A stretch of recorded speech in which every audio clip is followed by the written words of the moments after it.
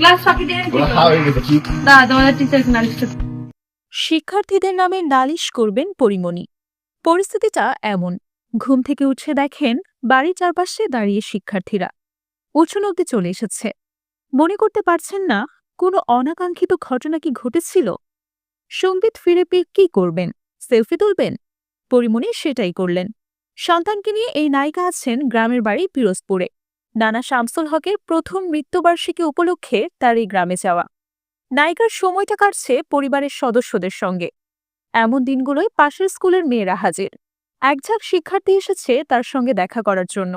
আবদার মেটাতেই পরি ঘর থেকে বেরিয়ে গেলেন ছবি তুলতে।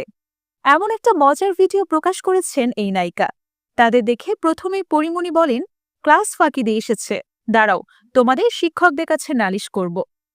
এরপর শিক্ষার্থীদের সঙ্গে ছবি তোলা ও আলাপচারিতার পর বিদায় বেলায় পরি বলেন, বিকালবেলায় আবারও এসো।